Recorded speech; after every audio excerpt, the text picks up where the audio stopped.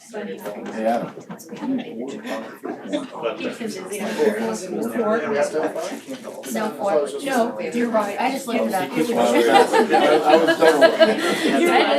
I just looked it up, so I was like, As that's long me. as it's more than half, we're okay. Oh. It just has to Normally I'm Illicit righteous. on that. And now You it's ready? not here Yep, to we're say good. that, so. Okay, Also, call this meeting to order. I can ask everybody to stand for the pledge of allegiance.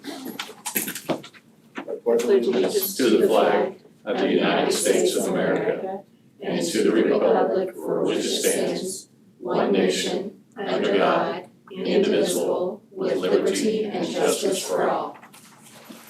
Roll call, please. Chris Buckman, Carol Hadorn. Here. Larry Mangan. Here. Jason Newberry. Here. Deanna Garver. Here. Tom Henning. Pat Zika. Okay, and the adoption of the agenda. I move that we adopt the agenda as presented. I'll second. Got a motion and a second. All those in favor, raise your hand. All those opposed, same. Moving on. Recognition of patrons and staff. Adam? Nope, nobody today. So on to our first discussion item. Looks like we got FFA National Conference. Yes, I don't know Or if Linda's convention, running. sorry. No, you're fine. I don't know if Linda's running late. She's not here present right this second. She was going to discuss with you taking her students on a national convention in Minneapolis. So if we could table that until, and possibly she'll show up here in a minute, or we'll Okay. table it till next meeting. Everybody okay with that? Yes. Okay. We'll table that and move on to early completers. Yes, every year, high school presents students who have requested, have achieved all their graduation requirements ahead of time and have the ability to finish in December. They still do not actually walk and graduate until May, but they do finish school in December. And that means they can move on and do some other things that semester while they wait on graduation, and also just frees them up. So that we have a few students every year that apply for that. We have 4, I believe, this year that have applied for that, which we put in your packet. And so the board approves that list every year. If you are interested, it is the first time you've seen this, so if you need more information, we can bring that to you. We always try to get that accomplished before school starts. But if you need more information, it is kind of a common practice here. So. Any questions on Just that? a question, Yes.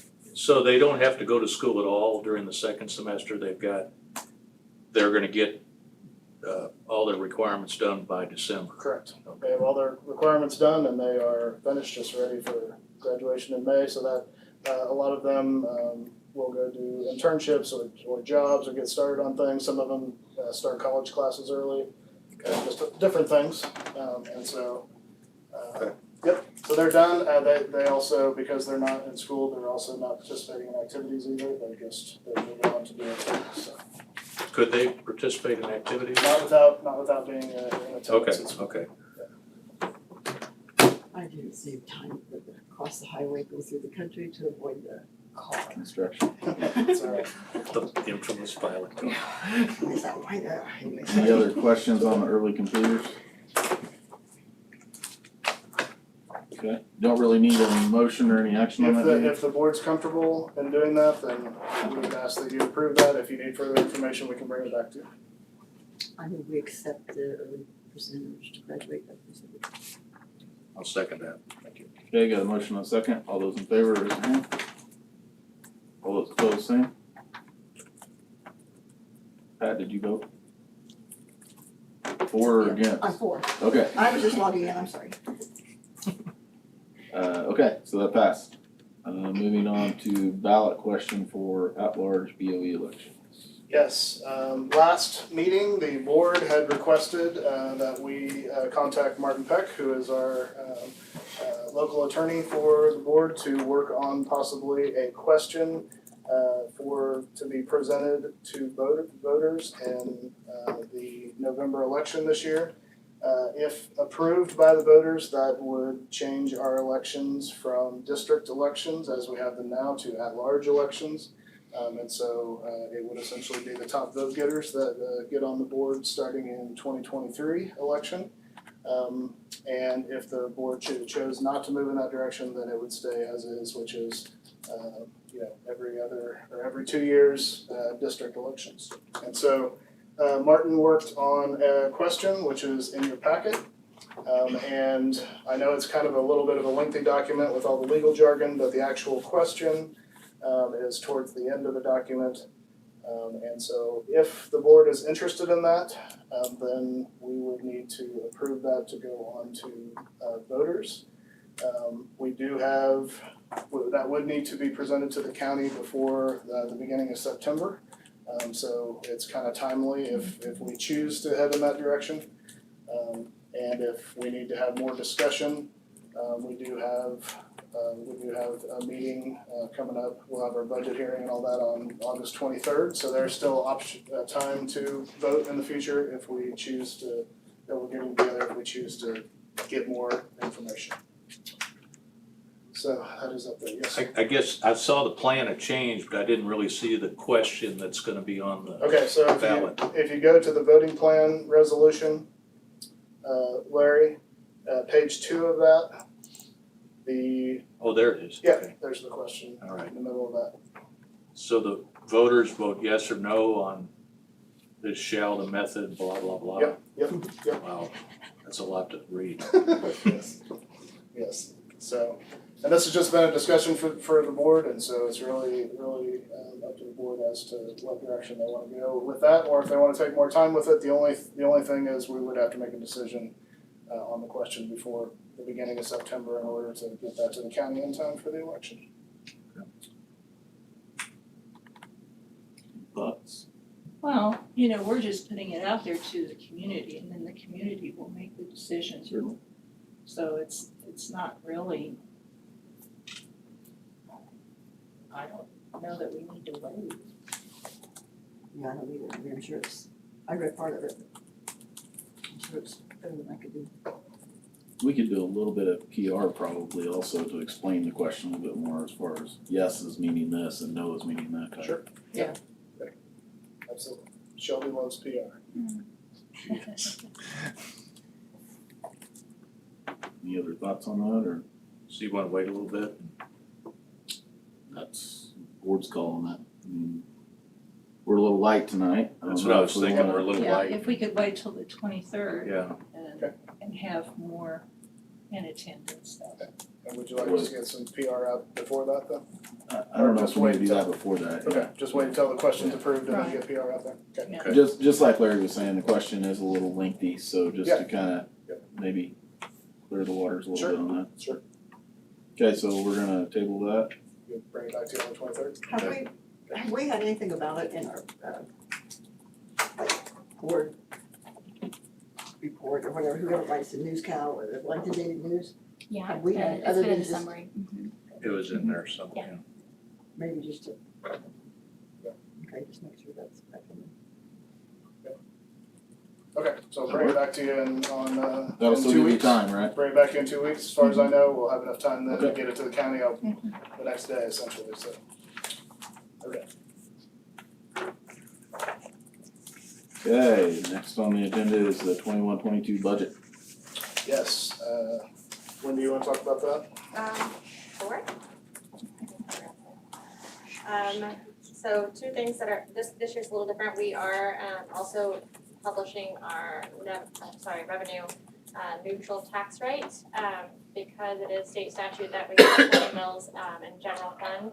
Our neutral tax rate for this year is 19.95, so, it requires us to have a little bit more transparency. It just comes down to, tax dollars generated, in the prior year. So that's why you see the additional added on to the end of the budget there. And since general fund budget cannot change, that's why that is added in. Your overall budget, is just a little higher than last year as far as what we're expecting to spend. We had a really good year last year as far as our expenses and budgeting goes, which has also allowed us to decrease our mills overall. It's gonna drop by a couple points, which is great for the community. So that's pretty much it. It's pretty straightforward and easy. Nothing super exciting. And it's in your packet, so tonight, essentially, put it in discussion because it's the first time you've seen it, but it is something that we would like to publish this Wednesday, so that by the time the 23rd comes around, we will have heard anything from the community that get it out there in the public for a couple weeks, and then we would have our budget hearing, and which is obviously open to the public as well. So, yes, sir. Wendy, the revenue neutral part, did that cause us to have to cut back on bond and interest a little bit? No, actually, because we did some refinancing within our bond account, that's why you're seeing a decrease there. Because originally when we were talking kind of talking about etching it up a little bit over the next few years. Yeah. But because of the savings that we received through the two bonds that we refinanced, we were able to actually decrease there. That's something the board will probably want to look at, just overall that fund in the coming year, because we may want to just restructure the payment process altogether to decrease the number of years it takes to pay it off. So we're in good shape. I don't understand the capital outlay valuation is different than other assessed valuations. What's the deal on that? Why is it different? The capital outlay assessed valuation. Well, there's 3 different assessed valuations down there. One for the general fund, one for everything else, and then one for the capital outlay. Are you talking under? The assessed valuation. Oh, down here.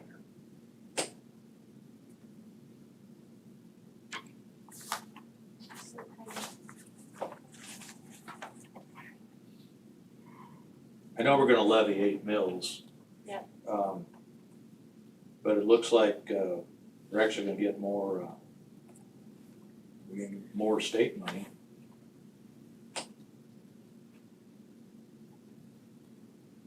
I don't know that I'm seeing your 3 assessed valuations specifically for capital outlay. I only see one. They each have their own. There's 128, 130, 129, that kind of on there. Line, code line. Is that what you're looking at? Yeah, capital outlay valuation is the line 129.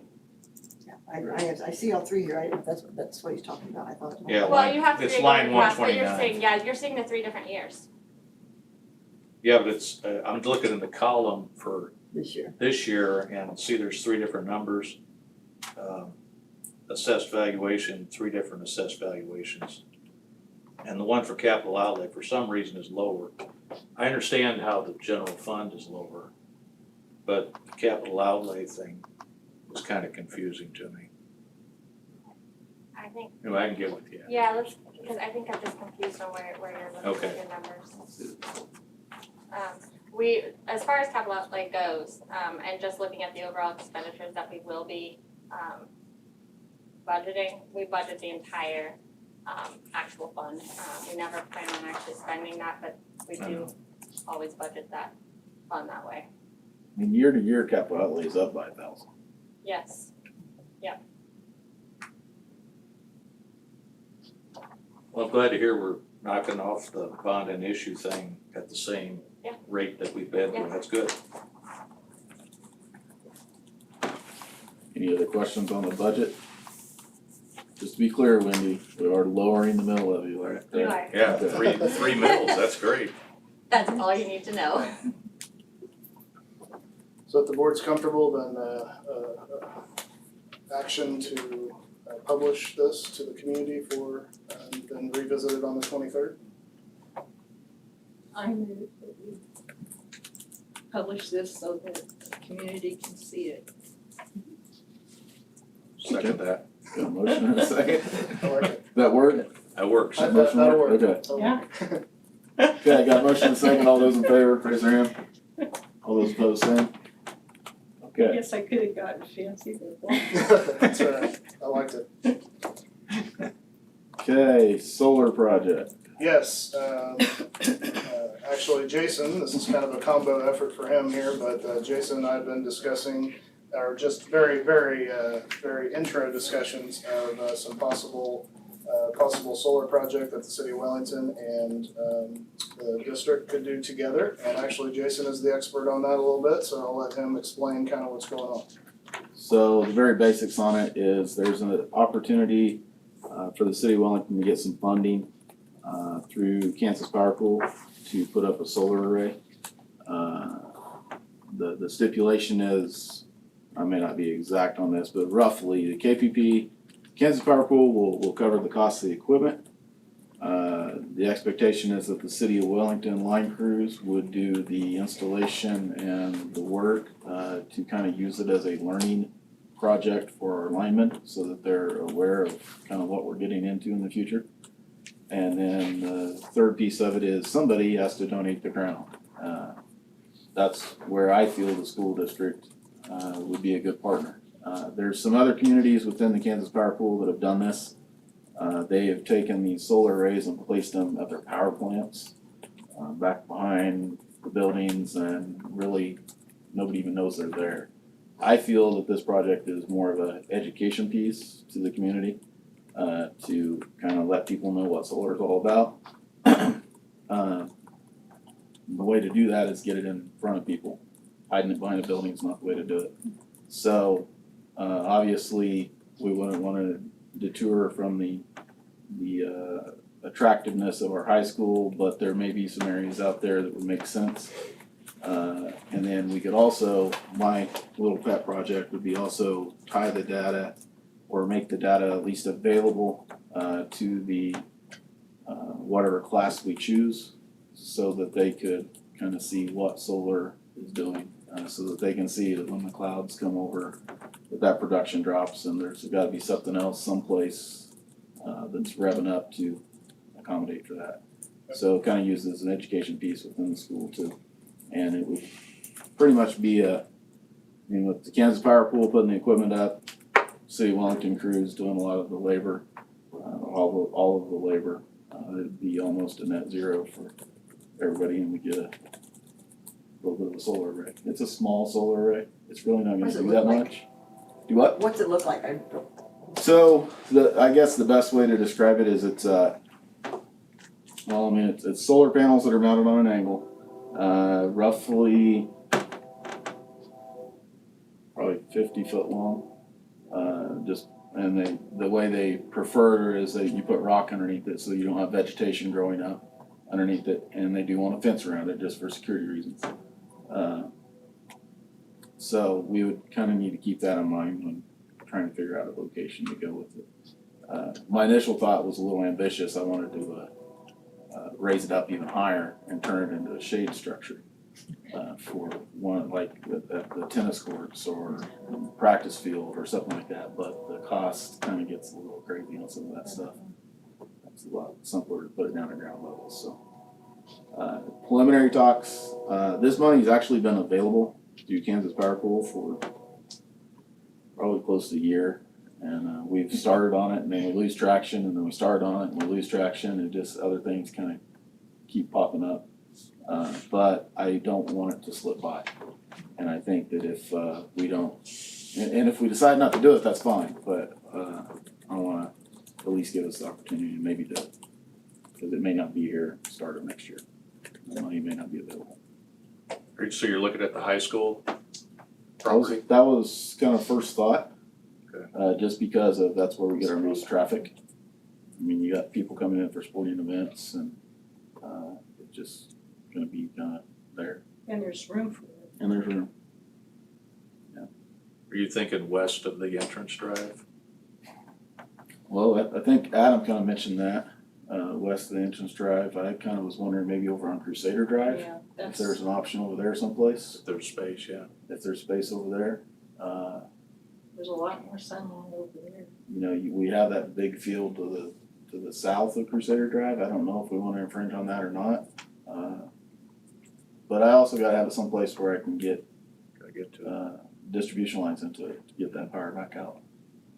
So When the high school was platted, there was some talk about letting commercial development come in along the highway frontage and maybe allow that to happen. The school board at the time didn't want to do that, and so they left it you know, without development so that you can see the high school. Yeah, like I said, I definitely wouldn't wanna deter from the view of the high school from the road. And if you go to the west side of the drive, maybe it doesn't, you know, kinda west of the sign. There's a sign out there. How tall is it? I'm not really taught this. Probably 10 foot, 12 foot at the tops, maybe. So it wouldn't distract maybe. from, if you're trying to leave the drive. If you're driving on the highway, it's gonna be way above that, so you won't be distracted. Yeah, I don't And think you so. Right. could have it that. And the bad part about putting it there is just the nature of where we live in the world. It needs to point to the south. So you're gonna be looking at the back side of all these panels. Not exactly the most eye-appealing portion of a solar panel. That's why I kinda lean towards Crusader Drive and put it on the north side of the drive, if there's room there. And then, By the practice football fields there. you know, one of my thoughts was actually putting it in the parking lot and having covered parking there for the teachers. I thought that'd be kinda cool. But the last thing we wanna do is put a solar array and then end up having to go in and repair a parking lot and get equipment underneath it. All kinds of stuff like that, so. And this wouldn't interfere with that other thing we're doing, because that's in the ceilings and that's two different buildings. Two totally different things, yeah. Yep. And I may be speaking a little out of turn here too, because I guess I'm still, I still think that the money's available at KPP, but I need to touch base with them and make sure that it's still an available project. Sounds like a really good project. I think it would be good if you could tie it in, you know, to a class. Curriculum. Yeah, to a curriculum. It could be tied into science and Or math. even more than one, just Yep. doing that for a year. So I guess like, if the board is interested in something like this, I will, I'm actually on the KPP board, full disclosure. So, I will bring it up and see if there's still interest there and, present it back to Adam. I'll have Adam be the point of contact to kind of keep me out of the loop, keep everything clean. And then if it is still available, then, and the board's interested, then we could possibly get together and kind of decide on a location and maybe bring a map and give you guys an idea of where it would be if the board approved it. Sounds okay? Okay, moving on to our, Ms. Chase hasn't showed up yet. No. So I guess we'll move on to our first action item. Financial literacy grant. Yes, this has moved on to action, however, it is not super timely, so we can bring you more information still if you would like. Renee Case was here last month and her and Elizabeth Vaughn had showed a video and then Renee discussed that with you essentially, what they're interested in, and they have worked with Dr. Hood on this, is they have, essentially they would go for the grant as Renee stated. And they would receive that money back and then would budget that out, which would also come to the board so that you could see that. And then also part of the stipulation of that was making a high school graduation requirement of financial literacy class for upperclassmen as they're leaving our school. So that's all. It's all a piece of that, and like I said, it is an action just because the board's heard it before, but it's also not so timely that we can't bring back more information if the board's interested in that. $10,000. Yes. Is that right? So is the grant dependent upon us making it a Yes, required course? that is part of the grant process, is the board approving them applying for it. So that's why they're coming to you. So that's us adding half a credit requirement, not taking anything away.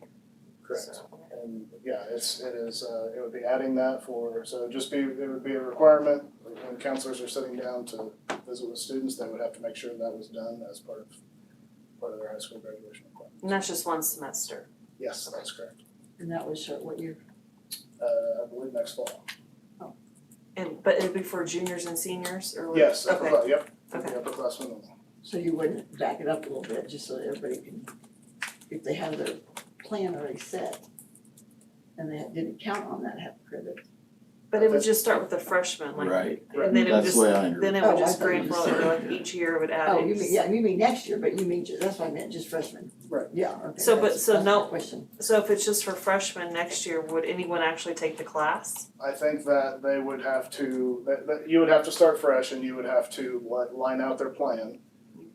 And I can bring that back from Renee, I don't know if you know the answer to that. Yeah, this will be part of that individual study plan, that, we're actually doing some PD on this, as a staff on Thursday. So this financial lit, or, however you wanna call it, that would be part of their, individual study plan, or plan of study, IPS, excuse me, moving on forward. So we would have that as part, kind of moving forward as we go here. It would be obviously very tough, to have next year's seniors, next year's juniors saying, oh, hey, by the way, no, we're not doing that. So we would have, moving on forward, it would be that incoming group of high school students, and this is very common, a lot of, states that we border, they have this financial literacy piece. I think I think everyone that is at the high school is on board with this. Lord knows, I think we all could have used how to manage money when we were high schoolers and teenagers as well too, so. So essentially, it would go into the catalog next year as a plan, for those kids that are entering high school. So Next it would year, take a while to take 22 shape. would be the first year. Yes, Okay. then it would be in the books, right? In the books. Yep. And that's very similar action to, anytime we have taken action on graduation requirements in the past, or even when we did, we did some of the valedictorians, all the honors type stuff. Whenever you enter it in, you have to enter it in fresh so that everybody has the same game they're playing while they're in high school all the time. So it makes it tough because it takes a few years to, anytime you make a change, to get all that stuff going, but it's also fair to the students. Okay, my question hasn't been answered, so Oh, sorry. so I was just waiting, so next year if it starts as freshmen, the incoming freshmen, but you're not requiring it until junior or senior year, so it'll be 3 years before anybody actually takes this class. My understanding would be yes. Because Okay. Because that way they could plan out their career and they would have that in there now. Okay, so So the it actually- freshman class would be doing it. Okay, so no one would actually be teaching it next year, cause it, That's my understanding. I can bring Renee back. I don't know if. no, that's fine, I'm just making sure. Yeah, Because it's a That's good. junior or senior level Correct. class. correct. And it wouldn't go into the plan until next year, because they still have to apply for the grant, they still have to be approved, they still have Okay. all that stuff to do, so. This year, or we could start it immediately. So I'm kinda a little bit on the fence on this, just kinda like Chris mentioned, last week. I kinda struggle with making it a requirement. I think it's a great course. I think we need to strongly encourage it, but I struggle with adding another required course in there. Just personal opinion. How's that looking from the State Department? Because I know in the legislatures have talked about this for many years, so Yes. do you know how The, it's? the only thing that's in the legislature, I wanna say this was a couple years ago, they put in a requirement for districts to essentially have a financial literacy offering. And so, and then we had to write a little plan to send to the state saying what we were doing. So essentially, we have Jason at the middle school, we have financial literacy classes going in there. Yes. And then we also have this high school piece that we would be adding later, which is obviously fits them a lot better when they're headed out. So, but it would kind of give a double shot. But the only difference between those things is those are both electives now, and so if students choose to take it, then they can. This is much more of a requirement piece. So, so you're right, Jason. If this goes, it would change from that. I lose my choice. I have to take this. Is what I guess that's the other question I have is there a syllabus or something that we can see that kind of shows Sure. what this, I mean, if this is balanced on a checkbook, I mean, I don't see how that's a junior, senior level course anyway. They should be able to do that with simple addition and subtraction. So, There is curriculum. Actually, Renee discussed that last month, but we could get you that curriculum to look at for sure. And what's the curriculum, like you said, an 8th grade class is gonna be offered, called financial literacy? Yes. Like, what's that curriculum? Yeah, that'd be nice just to see that new curriculum, if that's. Sure. gonna be- It's a 7th grade curriculum. But yeah, well, I mean, what will that be? It talks about, it is kind of at the Balancing, beginning level, sure. that is balancing checkbook, managing personal finance. They do get into stocks and some bonds, companies and I mean, kind of looking at managing a portfolio and things like that. That's cool stuff. Good. That's pretty neat. So we could bring both of those back for the board to get an idea of what's going on across the district, essentially. And then Is that way, you that have an idea. required or is that an elective? It's an elective. It's an Yeah. elective to kind Now, of help add to, A lot of the kids, I mean, like if they don't take band or choir, they're gonna probably find their way into that financial Yeah. literacy class. I mean, it's just, it kind of is, unless they have interventions. and how long is it? Is it It's a semester. It's a semester. Yep. Okay. Thanks. I think there's board policy that that new classes, the board's supposed to approve. And I mentioned that a couple of years ago, and somebody's like, no, but then I went and I found it again. Like, cause I was really concerned when we added not the internist, I always want to call it internist. Intervention. Interventionist, yeah, cause that really was a new position that we've never had before. And so I think the policy, which I have not found it again, but read something about, like you're to bring the title of it, all the requirements, blah, blah, blah, so we are supposed to approve new classes that are added, we're supposed to approve. Okay, I'll look that up, I wasn't aware of that, so. But, you know what, I think, okay, I'll talk to you later. No problem. So, yes, so why don't we do Thanks, this? Deanna. Why don't I bring middle school and high school curriculum so you guys can see it and get an idea of what's going on currently in the district, since this isn't a huge time piece. And then you know that'll be the elective piece that with Jason's concerns of potentially forcing it on students, that would maybe alleviate some of that to see what's offered, and then we can make a decision further from there. And then I will also look at board policy and make You sure mentioned that it's not a time concern, but I mean, is there a time frame that they gotta get this grant filed by? I think that they have during the school Okay. year to put it together. Okay. my feeling from Renee was that we had some time on Okay. this. So we just need to be working on it, so.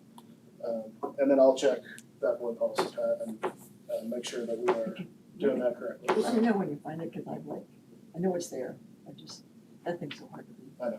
Okay, so we're gonna Shelby's table my that one? policy master, so. Table that one? Yeah, we'll table that. Everybody okay with that? Sure. So now let's move on to strategic plan and district goals. Yes, strategic plan, district goals, this is the third time it's been in front of the board since the original work. The last month, the board had just simply requested that we send that out to the community and make sure that it was in their hands, and if we had anything back, we did not receive feedback necessarily with that, or any concerns about the revisions that we had done on that, and so it is here for the board's approval for the 21-22 school year. Make a motion, we approve the strategic plan and district goals. I'll second. Okay, got a motion to approve the district plan, or the district goals and the strategic plan. All those in favor raise their hand. All those opposed, same sign. Okay. Next thing on the agenda is advanced safety and operation plan for 21 and 22. Yes, I spoke with each of you individually last week and discussed the beginning of school and how we were going to handle COVID-related needs. And so put together a plan based off of our conversations, which was put into your packet. It's been put together. We do have our local medical team that we are still consulting with as we go. And also, obviously, we have information from KDHE and CDC as we go. Want to stress that this is a beginning of school plan, and that if we feel that the environment becomes different as we go, as we had to deal with last year, then obviously we will change this plan and bring it back to the board to make sure that the community is very aware of any changes. And so we are within this, and obviously this is up for discussion if anyone, discussion and action, if we need to make any changes to it, if you had any further thoughts, but this is basically based off of our conversations a few days ago. Essentially with masking, indoor masking, The district would be recommending that all unvaccinated teachers, staff, and students and visitors would be recommending that they wear a mask indoors if they are unvaccinated. Outdoors, masks would not be required at all. However, it is federal law now that any type of transportation, if you are in a school bus, if you are in school vehicles, unless the driver is in the vehicle by themselves, then masks are required to be worn on any type of transportation. That is a federal piece that has come out. Recommendation from the CDC, we would also be recommending that individuals would maintain 3 feet of social distance, which is current for schools, is to try to recommend to do that. Obviously, the district would recommend, not require, but recommend vaccinations. But obviously, we would want everybody to have input from their healthcare provider before making that choice. We would institute a testing program, essentially to try to keep kids in school this year instead of doing all the quarantining, unfortunately, that we had to do last year. So essentially, what would happen is if a student or a staff member or anybody like that was a close contact last year, that would have gone into a quarantine period and we would have put them in remote learning. Remote learning is not offered this year, and so we would go through, institute a testing program, essentially where medical staff in the district would, if a student or a staff member is in a quarantine period, or if they would have been in a quarantine period in the past, then they would be called to the office once every day during that quarantine period. They would be given a rapid test, and at that point, if they tested negative, then they would be able to go back to class, keeps kids in school. If they tested positive, then obviously we would have to send them home and go through the process of taking care of that. And so that is a chance for us to actually do testing in schools and be able to keep kids in schools instead of quarantining. And that is if a student did refuse, or a student or staff member, and anybody who's in schools did refuse to take a test that is available, then obviously we would need to quarantine them at that point. They would lose their choice on being able to stay at school because we were giving them an option to take a test and stay there. Hygiene measures the same as last year, hand washing, disinfecting, cleaning, all the things that we continued to do last year. The only difference is we would not be doing temperature checks like we did at the beginning of last year. That was actually removed later on by health guidelines later in the year. And then continue to remote learning by now law can only be for a very short time for a student unless there is a plan, like there's a significant health need or something that causes us to able to do that. If we provide more than 40 hours of remote learning to any student, then the board actually has to approve that. And so if we get into situations where we have a student that has a significant health need or something that their environment they feel very uncomfortable in that environment, and we can get all that lined out, then we can put them in remote learning, but that will have to go through the board in order to make that happen. And will be kept confidential in that process. That will not be something that is out there, but it will need to go through the board. And also try to continue activities as much as normal. And also with food service, there'll be obviously no cost again this year through federal guidelines for food during school. But we also will not have our remote meal distribution sites that we've had in the past where remote students were able to come and make that happen. So be back to pre-pandemic lunch and breakfast programs and trying to make all that happen, and principals will continue to try to work with their staff to make sure that guidelines are followed as we go.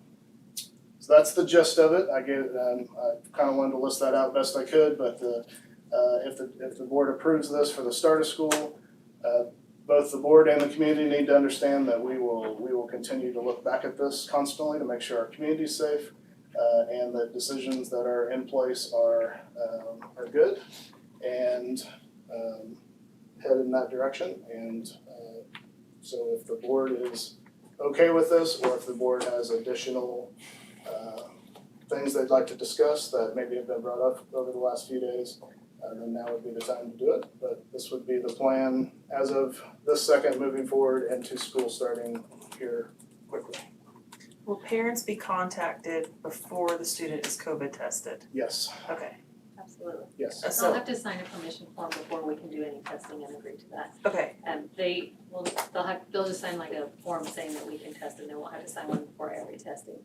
But then they would be contacted if we would test them. so like was that something like on the first day of school, every parent will sign that, or is that something like if they come in contact, then they would have to sign it? No, if this were to be approved, then that's something we'd have to figure out how we would get everybody to sign that. What would be the easiest way, whether it would be if they were to be, in quarantine, then we have them sign, or just have everybody sign now. We'll figure it out after that, whatever's easiest, I don't know what that would be.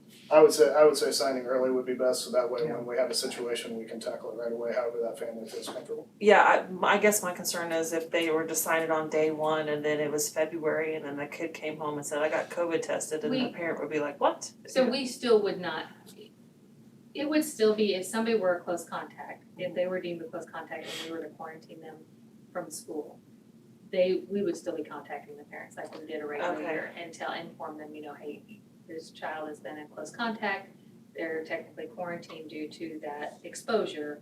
You need to watch for these symptoms. As long as they, remain without symptoms, they can be in school. However, in order to be in school, they have to be tested. I mean, there will still be Okay, tons of communication. It's not just, we're not telling anybody and we're testing, absolutely not. okay, Because you still have to watch for symptoms, everything else still has to be going on. So they will absolutely know the plan, anytime they were a close contact to anyone, I'll be contacting parents and letting them know what's going on and still making sure, okay, you're still okay with this plan of testing and everything else and letting them know how many days and what days they were and all that kind of stuff. okay. Could we hear from Holly on the mask issue? Sure. That, What do you want to hear from me, Larry? well, I have some concerns about it, because we're just recommending them, not mandating them. What do you think? Well, I think that it's a tough call, to be honest. I don't think that there's a right answer because the CDC recommends that everybody wear a mask, vaccinated or unvaccinated. I think that you're gonna have people on both sides of the fence. You're gonna have people that strongly believe that everyone should wear masks, and you're gonna have people that don't think anyone should wear masks. And so unfortunately, I don't think there's a right answer. I think it's the safest for everyone to wear masks. But again, unfortunately, I don't think there's a right answer or a perfect answer. So I personally will be wearing a mask because that's per CDC guidelines. But again, I can't walk up to somebody, nor can you, and say, are you vaccinated? Right. We just You don't need know. to put a mask on. That's the issue. So you can't do that, and that's, I think, where a lot of it falls, is that you can't do that. So I don't think there's a great answer to that question, unfortunately, and I think people that want to mask absolutely can, and that would be great. So, I guess my thinking is that we're asking our teachers to teach school and all these kids. Now, if they're under 12, there's no vaccine yet at all, right? So particularly elementary, a whole school full of unvaccinated kids. I don't know, that doesn't seem very safe. Correct. Considering what's going on. I don't know, I've struggled with this. And the word recommend instead of require, I don't know, I just don't like that because, this time last year, we were doing hybrid and we were masking everybody up. It's not too much different a year later. We've got this thing going on and, it's not much different. But we're not gonna mask them. I don't know, it seems, I don't know, that's just my opinion. And I know I've heard all the other opinions, like my daughter. I wouldn't say that.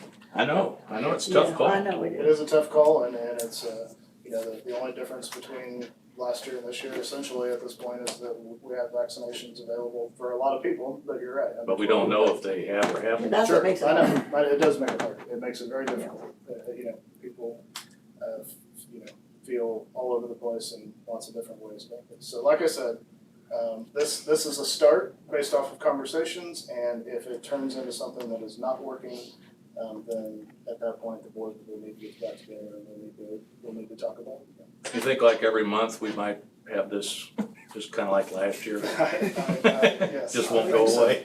Pretty much. Maybe We don't have every to focus the week. football game. We do have a ticket to football game.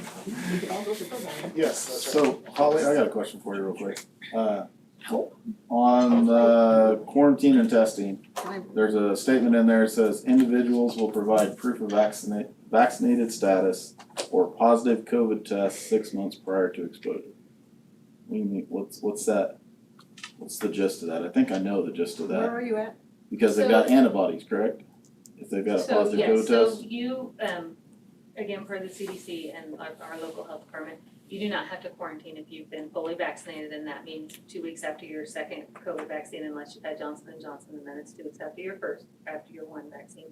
Or if you're within 6 months of your positive COVID test, then you don't have to quarantine. So, like I said, we cannot necessarily ask them if they've been vaccinated, but if they want out of quarantine or out of this testing, then they have to provide proof of either of those things, and then you do not have to quarantine, which would mean you would not have to test either, and you could be in school. They have antibody tests at buildings. Well, those are not necessarily accurate, they haven't proven the accuracy, so I you just saw them the can't, other day. yeah, you can't use those at the moment. Which that brings up another question. The testing process, have you kind of worked through the logistics on that? I mean, if you got, let's say the class pops hot and we got 25 kids cycling through there every morning, how's that look? I mean, are they getting back to class like third hour or? So, with this testing, it's just a daily testing, so that doesn't mean that we have to stop them before they enter the building. Okay, What that means is they'll be tested sometime during the day. Now, the hopes is that it'll be close to the same time every day. Now, whether that is you're at one school at 8 a.m. and one school at noon, logistically, you just it's gonna be a trial and error like it was. so we're not gonna have a was COVID last year. ward where we send everybody through I hope not, first? Jason. Okay, But- No, But it's hopefully, we're hoping it'll be close to the same time every day, because the point is that you want close to that 24-hour window in there in order Sure. to build that viral load up, because that's what's gonna pop you from negative to positive. Right. So hopefully there's about that 24 hours in between, so we want about that same time frame. So no, we're not gonna just pull everybody in together, because if one person is positive and negative, we don't wanna just necessarily pull people from different schools in, so thanks. it'll be at the different schools we'll be testing them. Thanks.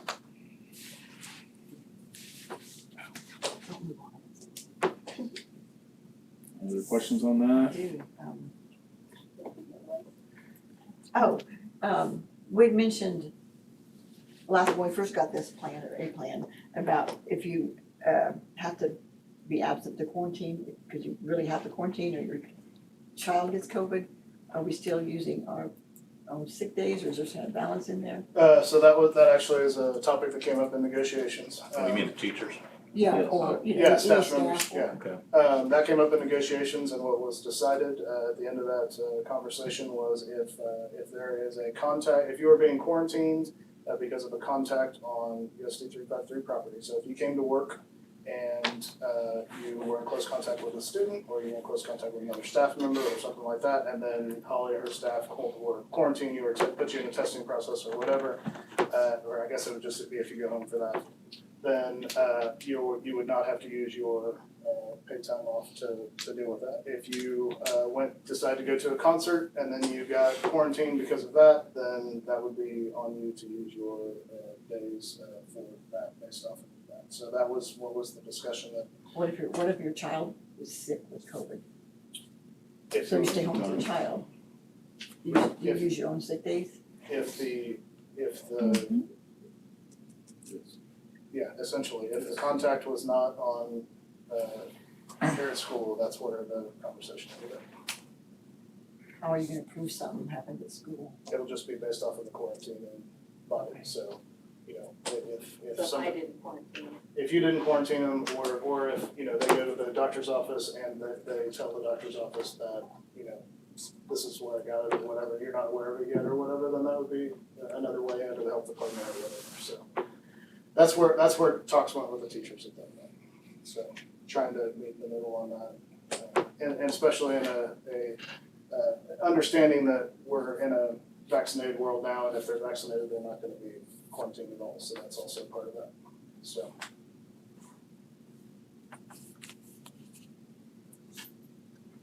Any other discussion on that? It is an action item. I don't know timeliness on that, Adam. I mean, we probably need to get something out there. Yeah, I would like this for schools, Sure. yeah, so. I move we accept the district's operation and safety plan as presented. A motion? I'll second. Got a second? All those in favor, raise your hand. All those opposed? Thank you. Looks like a tie. And to your concern, Pat, we're gonna try to be fair to employees, so if things come up in the future that changes any of that, then we'll be back to you with that kind of stuff, because things are gonna come up that we're not thinking about right now. Right. Okay, looks like we're moving on to administrative reports. You guys wanna share anything? First day with staff today? First day Was back there with staff, staff? it was a great day, super busy, but a great day, and we're hitting the ground running, we are ready for kids. I just want to give a special thank you to Can Okla. We've had a chance to go by the high school with the new window graphics that we have on the front and the back. Yes. They pop really well. Wanted some to really kind of help out our kids when they get back, staff. So we've had a lot of people really compliment that. So if you know folks in Can Okla, please tell them thank you, because they really do look great from the highway and from the backside. So we really appreciate everything that they've done to get us kind of going here at the high school. So thank you. The middle school had a great first day. I mean, lots of positive feedback. We've got sixth grade orientation planned, or in the process that we've pretty much finished up. So looking forward to getting the sixth graders in and moving forward. I think we're ready to go. We're excited to be with kids. What positions? Really, I'm sorry, Pat. No, go ahead. I just wanted to say, Jason and Chris gave up a lot of their summer to support summer school. And so, really appreciate them, allowing us to give that opportunity to kids this summer. It was great. I was gonna say what positions, you told me the other day, but I'm just wondering, are those, some of those filled, or do we have positions that aren't filled yet? We have the science still, at the high school. It's been tough to get, and so we're adjusting to that. We're gonna leave it open and try to make that happen. We still have a science position at the middle school that we are working on, and so we're in the middle of adjusting to try to make those work. Daniel, We're full. you're full, and we have had to, we've done some long-term sub situations to try to get some things done as well. But anytime that happens, we leave those positions open so that hopefully we can get somebody mid-school year. You never know when we can grab a December graduate and people like that to fill some of those positions. So those aren't closed. Anytime we're in those situations, we leave them open until we find somebody. So, and then we adjust best we can for kids to make all that stuff work. So. Okay, is that it? Okay, moving on then. We got some executive sessions to take care of. I move that we go into executive session, including admin, for legal matters for 10 minutes, but we should probably pack it so that we can have some restroom breaks. So, So just say 10 minutes starting at 6:55? That's 30 seconds. thank you. 2 minutes. You got 2 minutes, run it back. 2 minutes. Mine says 6:54. better hustle, Pat. Did you start at 6:55? It's 6:54. I second. Oh, got a motion and a second, too late. All those in favor, raise your hand. All right, it might even be 54.5, I don't know. I think we got it done. We can go. I don't play my part till these two. Good, yes. We going down the hall? Thanks.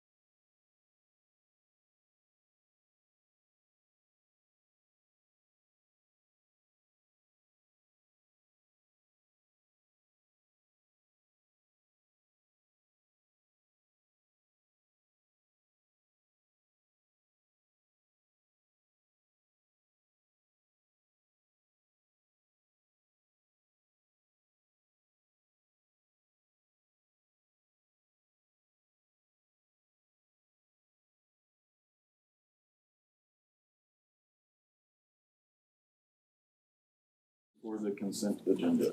Alright. Piece of Approve cake. the minutes of the July 12th meeting, approve payroll and bills, payroll $250,161.17, bills $607,458.06.